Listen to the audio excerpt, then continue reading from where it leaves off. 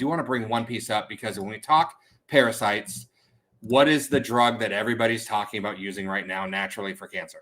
If we can, I want to make sure that we get to some of the lifestyle factors today, because this is, and listen, I don't know, maybe I'm wrong, but I see some stuff online, especially in our wonderful, otherwise wonderful functional space, that to me just intuitively does not seem correct. I don't know if you've seen these theories. Some people will share, cancer and tumors are just parasite nests. I mean, they actually believe that and they share that in the natural medicine space. Now, I could be wrong. I've seen nothing that indicates that fully to me that that's true for every cancer, but some people do say that. Others claim that, it's a sugar problem. And if you stopped eating carbohydrates, you might have a significantly less chance of getting cancer. That one seems slightly more probable, but I'm sure it's incomplete.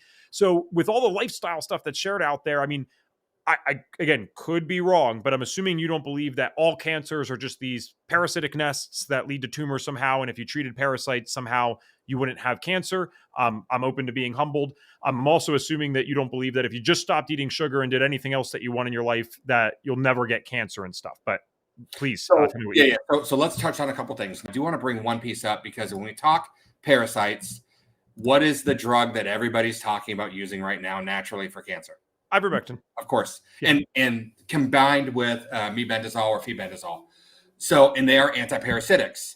But it's important to understand for those patients who benefit from them, they're not benefiting because they're killing parasites. It actually works on weakening the cell wall of the cancers, much like certain other medications do.